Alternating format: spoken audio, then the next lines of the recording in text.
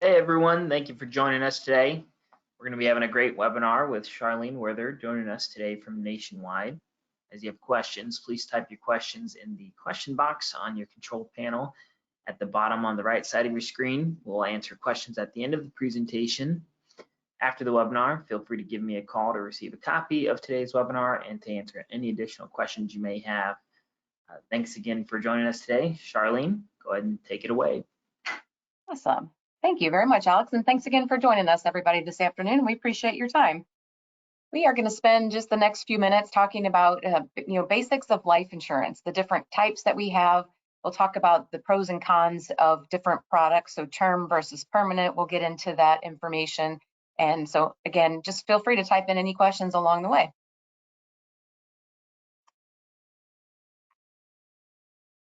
Few disclosures, we have to put that on here.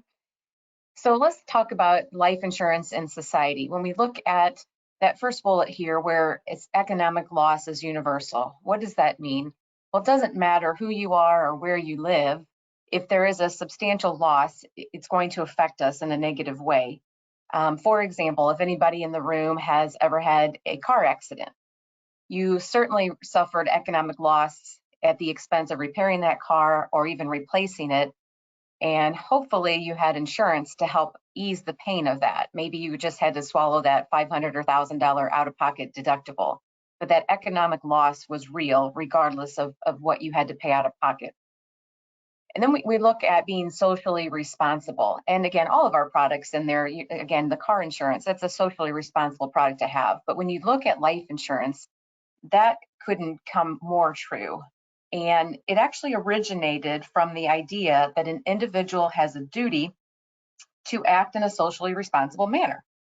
And that includes taking care of our dependents, or in the event that we have an emergency or a tragedy. So it's really life insurance derived from that you're supposed to take care of those people that that rely on you. And in doing so, that relieves the burden to society. So think about the GoFundMes, and not to say that those aren't great. They certainly are great. I support them, and I've certainly given to those causes. But if you look at somebody who has done their planning properly, maybe it relieves that burden a little bit on society. So maybe there's an insurance policy to take care of that tragic death, and we don't have to go to the community to help us with those needs. A gentleman I was with actually just last week said, Charlene, people buy life insurance for 2 reasons. He said, just 2, there's only 2. I'm like, okay, there's a lot of reasons why people buy life insurance. But the 2 very basic reasons that he shared are because you love somebody or you owe somebody. And when I stopped and thought about all the different reasons that we do sell it underneath those 2 bullet points, he's correct. I mean, we have a family that depends on us. So maybe we're the breadwinner, or maybe, both spouses are working, and we have life insurance on both of them to replace that income should somebody die prematurely. Or maybe they work for an employee and they're a key person, and we'll talk a little bit about that. We need to protect that. If something happens to that key person, we want to protect that business. So and then the other part is you owe somebody. So how many people have life insurance because they have a mortgage or that expensive car that they have? So we owe somebody in the event that something happens, and we want to make sure that's covered. So it's socially responsible to put that insurance in place. And then we look at the human life value. That's always a question I think we get a lot, right, as advisors. Well, how much insurance do I need? And people don't know where to start. I mean, there's all kinds of tools out there. So you'll see on various different websites that there's a human life value calculator. And how do we put that together and get those numbers so we get to a meaningful life insurance sale? So those tools are out there on various different websites to help you with that. A lot of times it's just a calculation of their current earnings. So maybe it's a multiple of 10 times earning or 15 times, depending on the age of the client. So there's all kinds of ways to help calculate that value. And there's tools galore. And I know Art Jetter and his team over there, Alex and all, can help you put those numbers together and find those tools to do that. So let's look at the different types. There's a big list, but it's not really as scary as it looks.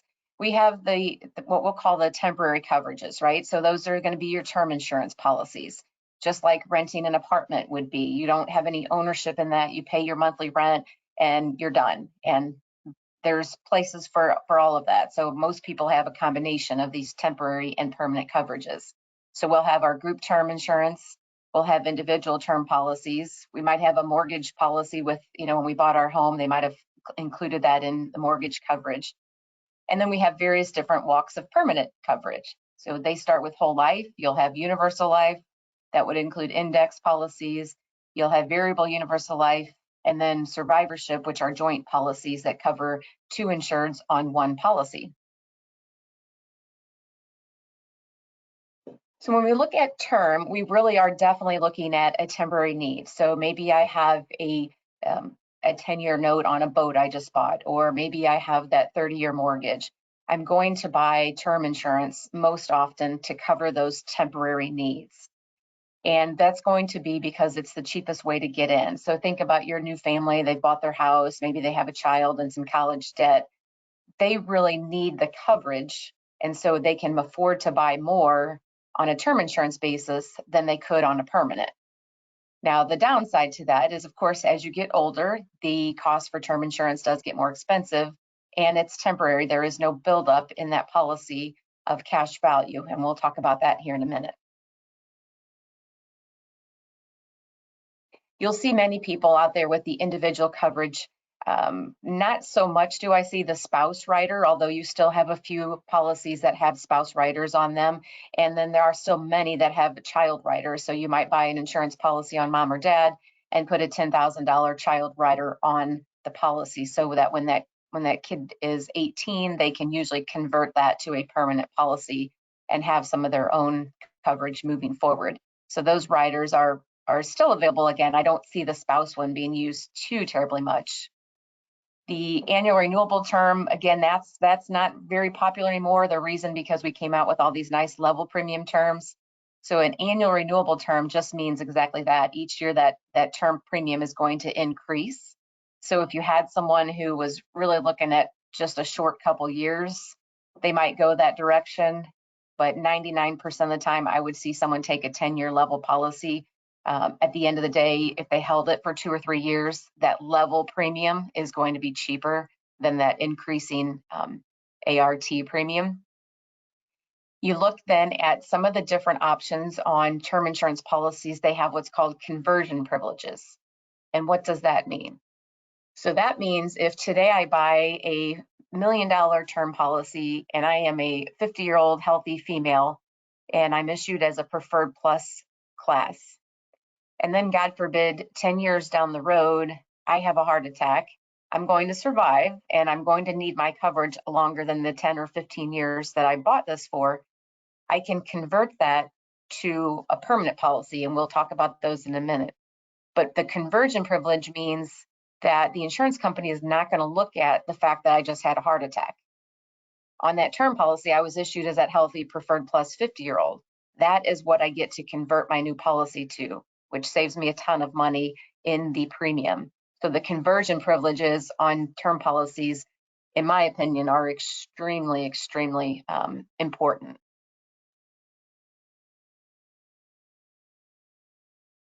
You'll also come across your clients that'll tell you, well, I've got group term insurance, I don't need any more insurance. And group term is great. I have it here with Nationwide. I have my own term policy. I have my own permanent policy.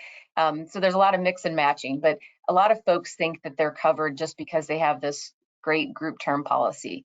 And it's nice to have, but it certainly isn't the end all and be all for your clients. And of course, as you enroll in your employer's benefits, you get to sign up. There is no medical. So again, back to my heart attack situation, I could have had the heart attack and my work is still going to have to cover me under my group plan. No questions asked. So it's definitely a good place to go if you have uninsurable folks. Make sure they have the maximum amount of group term insurance that they have access to. But it's really, it's not a portable plan. So if they leave that place of employment, they're not going to have that coverage to take it with them. So it's just real important to note it's good to have, but it certainly is a supplement to what they need out in the marketplace. When we look at, obviously the term insurance I mentioned earlier, it's going to be much more cost effective than a permanent policy. So again, why I mentioned the younger couple that has the mortgage, maybe some college debt and some kids, they're likely going to go the term insurance route as they're younger and paying down debt. And you're going to look at, again, those convergent privileges. So I can lock in my health today for something that could happen down the road. The cons of term insurance then, as I mentioned, is it doesn't build up any cash value, and we'll see that in our permanent contracts. As you get older, let's say I buy a 10-year level term policy. After the 10th year, that level premium is gone and it's off the table, and I'm now then subject to that ever increasing premium year over year, and it can get pretty darn expensive, especially if you get into your 60s, your 70s. I've even seen people in their 80s that are still holding on to term policies. So it can be really, really expensive. And we already talked about the group coverage is not portable. So again, we need an individual term policy to supplement that group. And the last reason, when you look at term insurance and we talk about estate planning, those two really don't go hand in hand. You're really going to look at permanent coverage for that estate planning marketplace, because you are going to see that going into a couple's 80s and 90s. It's usually planning for that long duration.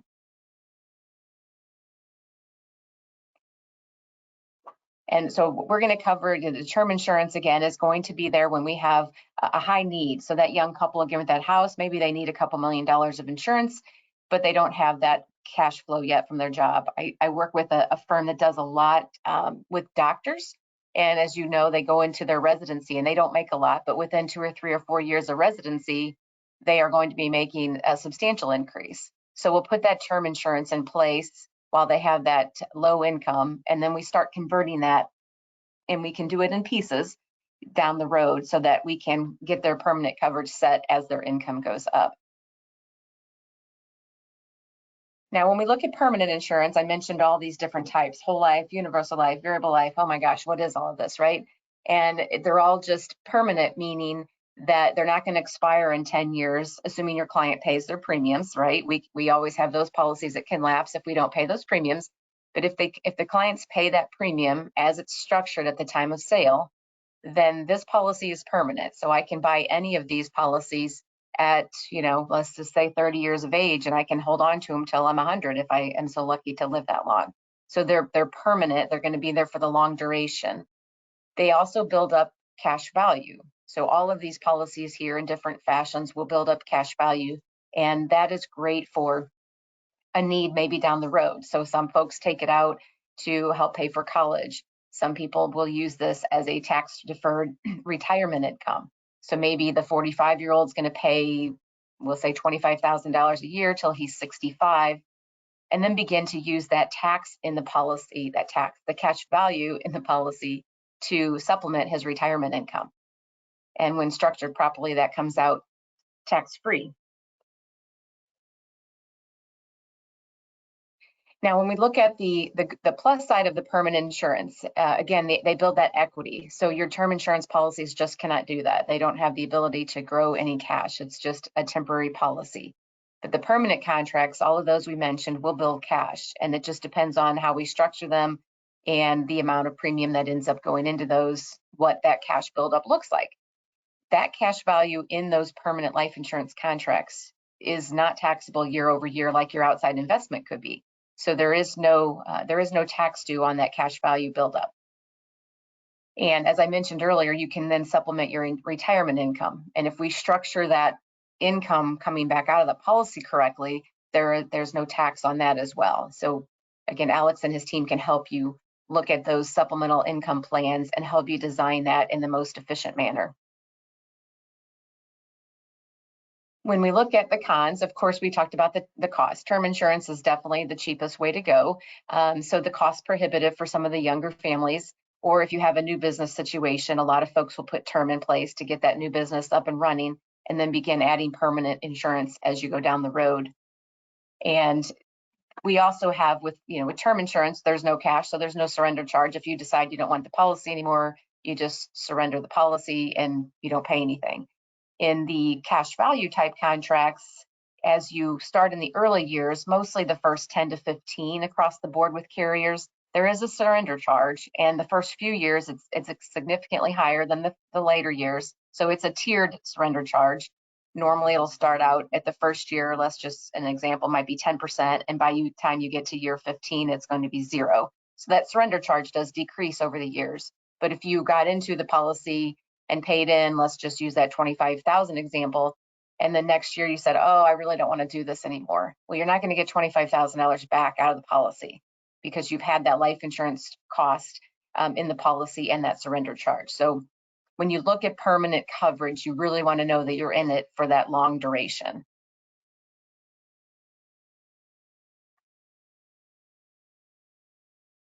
And we look at universal life. If anybody remembers E.F. Hutton, this goes back a long, long time. The answer of coming out with universal life was people would buy term insurance because it's cheap, like we just discussed, and then they would take the balance of that and their dollars. So let's say they had $5,000 to invest, they might put $1,000 in a term policy and $4,000 in the market and invest it. So universal life came out saying, well, just take that whole $5,000 and you can put it into a traditional life insurance contract and have those flexible premiums. You can have some cash value build up in that policy. So that's really how we got started. Is if you've ever heard the old term, buy term and invest the difference. That's where traditional life insurance got its start, with cash value. So indexed life is just another variation. We have universal, we have indexed universal, and then we'll talk a minute about variable. They all basically run on the same pretense, right? We have a permanent life insurance policy. We can fund it however we want to fund that. We can talk about the structure of that. It's flexible. We have all of the same pieces here. So the death benefit is always going to be permanent, assuming the clients have kept up with their premium payments. That is a tax-free death benefit. The growth in the policy is cash, is tax-free. And again, we talked about that income coming out of the policy. This goes on the universal, the indexed, and the variable. The index came out because what that did is it offered you a little bit of participation in perhaps, let's say, an S&P account. So I might go out instead of a traditional universal life policy that just I'm stuck with the insurance company's interest rate of, God, if we could say 4% today, that'd probably be really high. But I'm not stuck with maybe a 3 or 4% interest rate that the carrier's paying me. I can go to the market with an index policy and maybe get 6 or 7%. And on the downside, I might have a 0% floor. So I can't lose in the marketplace if I go into an indexed account. It's a really nice option for people that want a little bit more control of their policy and where their dollars are invested. And we talked a little bit about, the crediting on that. So you might end up with an index like the S&P, which is what we see a lot. Sometimes there is a multi-index. So you might do some in the S&P. Some folks will have some in the fixed account just to be a little bit safe, and then have some in the S&P. There's a lot of different ways in an indexed universal life policy. You can slice and dice where your dollars go.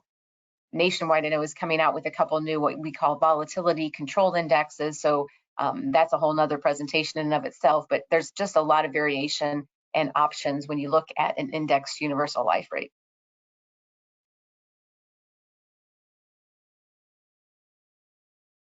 And then we'll look, we talked early on about that survivorship insurance policy. So the survivorship is going to be what we call second to die. And that's because it is 2 insureds on one policy, but it does not pay until that second death occurs.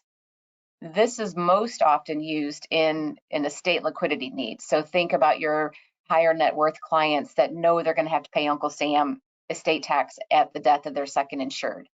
So that's where we'll see the survivorship policy come into play. It's great liquidity for those estates. They set these up most often inside of a trust so that it's, let's say there's a $5 million death benefit. They put that in a trust so that $5 million death benefit is not part of their estate. So that really helps them in their overall planning. They can, maintain control of the asset, and they also then leave the inheritance to their children or to a charity. Instead of the check being cut to Uncle Sam, they can use a portion of the survivorship life insurance to help with those taxes and then pass on the rest to heirs or charity. So survivorship, it comes in waves when people are selling it based on where we are with the estate tax exemption. And right now it's extremely high. In 2026, it's supposed to be sunsetting back down to the $5 or $6 million range. Still a large number because that's per person. So it would be, could be 10 to 12 per couple. But that survivorship concept will really play there. The other area that we see the survivorship sales outside of an estate liquidity need is just overall planning for a husband and wife. So we're probably not going to pay estate taxes. We don't have that big of a net worth, but we do know that we want to leave something to our children and maybe to our children in a particular charity. And so I put together a survivorship life concept for that because I don't need money if my husband dies. He doesn't need money if I die. But when we both go together, we want to have a legacy to leave. And so we often see survivorship used in those arenas. And couple that with today's increased concern of long-term care, we offer survivorship insurance policies with the long-term care rider. So now I have the ability to take, let's say it's $1 million insurance policy, and I can put a $500,000 pool on the husband and the wife so that should they need long-term care, each one of them has access to that. They split the death benefit. So if it's $1 million, they each have access to a $500,000 that they can use should a long-term care event occur. So we've seen a lot of uptick in that survivorship space, just adding the long-term care rider.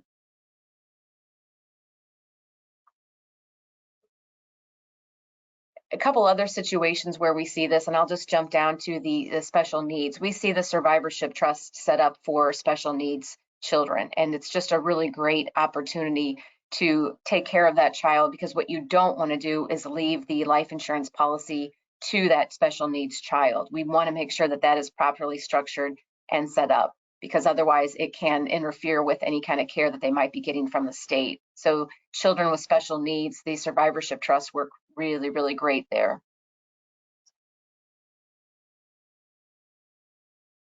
And then we talked about variable life with the, again, universal life, indexed universal life, variable universal life. All of them offer, again, the same participation. So we have the death benefit that's tax-free. We have the cash value buildup that's tax-free. And when structured properly, the income can be tax-free. The variable universal life is just going to give your client more opportunity to participate in the market. So they're going to have a slew. We have about 72 choices here at Nationwide of where they can allocate those premium dollars to grow in the marketplace. So here's just a quick recap of all the different policies and what they look like. So we have, death benefits. When it says fixed or adjustable, that just means in some scenarios I can buy, let's just say $1 million policy again, and I can buy just a level 1 million. It's going to stay that way for the life of the contract. Or I can buy adjustable, which means maybe that's going to go up for the first 5 or 10 years. So it's going to go to $1 million, maybe it'll go to $1.5 million, and then I can level it back off. There's things of that nature that we can do. The premiums then are flexible, as we mentioned, in our universal life, our variable, our index. We have the ability to start and stop, if you will.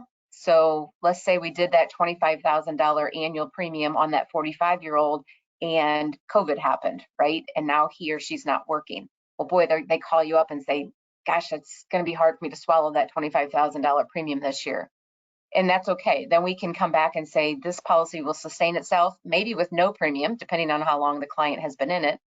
Or maybe we just need to pay half of that to keep this whole. So there's a lot of flexibility in the universal life chassis. On a whole life, you really can't skip those premiums. So you really have to stick with what's paid in that schedule. So if you were scheduled to pay $25,000, you really need to make that payment. They do have some reduced paid up options inside whole life that you could go down that road, but you're not going to ever have the flexibility to just totally skip that payment. And then these are all pretty similar. Investment options, of course, we talked about the variable. You would have some investment options. You don't have those in universal or whole life. They all have surrender charges, as we mentioned. Those usually tier off between 10 and 15 years on each contract. And they're all regulated, obviously, by the insurance companies. And then the variable is also regulated by the security industry.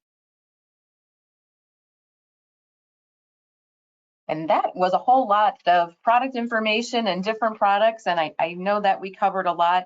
It's fun. There's a lot of different options out there. I know that Alex and his team over at Jetter really do a great job in case design. They can help set these up. As I mentioned, if we need to do term insurance and permanent and kind of mix the two together, if we need to add long-term care riders, the design capability behind any product, whether it's term or permanent, they're just unlimited. And the team over at Jetter does a fantastic job of helping you through all that. It's just a pleasure to work with that group, and I will open it back up, Alex, to see if we have any questions on particular products or riders or anything that we didn't cover. Thanks, Charlene. Let me pull this up here. It doesn't look like we have any questions yet. You did a pretty good job covering everything. I don't know if you have anything extra to add. Yeah, no, absolutely. I would come into a couple uses as we talk about the different products. One of the things I would tell you that we're seeing a lot in the marketplace, I mentioned the survivorship with the long-term care. That's been a really, really big uptick at Nationwide. And those policies, a lot of folks don't understand our survivorship and others out there. You can still fully guarantee those to 100 or 120. So if you look at putting a life policy with the long-term care rider, I always do look at recommending at least a guarantee to 100. So those options have been really big with us, coupled with the long-term care. The other area that I would tell you is your business owner marketplace. So many of you probably have heard about the Great Resignation, right? So people are trying to leave jobs and maybe they're retiring early, yet you have these employers that are like, oh my gosh, I can't afford to lose you. You're my key executive. So what we're seeing is that a lot of employers are putting together plans to keep their employees, whether that's a life with a long-term care sale, maybe they're executive that's 55, you're going to buy a life insurance policy and pay those premiums for them. Should they stay for 10 years, they'll have a life with long-term care when they go to retire. Or maybe it's one of those permanent options. So an indexed universal life, for example, the employer says, I really need to keep you, and we'll say, Joe, right? We really need to keep you, Joe. And Joe is 45 or 50, and we're going to fund a life insurance policy to the tune of, 10, 15, 25, $50,000 a year for the next 10 years. And if you stay with us for those 10 years, or we can extend that, you can stay till they're 65, that's flexible. We're seeing a lot more employers putting together benefit packages like that to retain that top talent. So those are two really big areas that I would tell you that we're seeing a lot of success in. Yeah, I definitely agree. We see quite a bit in the business owner market as well, and so that's a really great space. The other part too, just briefly, and we didn't have it slated here to talk too much about underwriting, but today it's gotten so much easier, right, to get the insurance, Alex. We can do, most carriers have, and we have it Nationwide Intelligent Underwriting. Most carriers have some version of what we call accelerated. So here at Nationwide, we actually have just recently changed our acceleration. So if you have that client who's 18 to 50 and they're in good health, we want them to be standard or better, we can potentially accelerate up to $5 million. So that means your key employee can come in for, let's just say they're coming in for that $5 million policy, they're in great health, and we just take an application, they fill out a digital interview, which is medical questions, and the underwriters are able to approve that without ever having to go out and get labs and blood and urine and bother them for another exam. So the nature of all insurance companies has changed. We've been trying for years, but COVID fast-tracked that for most folks. So it's a lot easier for your clients to get coverage these days. Definitely. Well, yeah, with no questions or anything else here, I think we can wrap this up. Okay. Thank you everyone for joining us today. Thanks Charlene for all the great information. Appreciate you taking some time out of your day. If anybody has any questions or need some illustrations, feel free to give us a call or shoot us an email at life@jetter.com. Thanks again, everyone, and have a great day. Awesome. Thank you.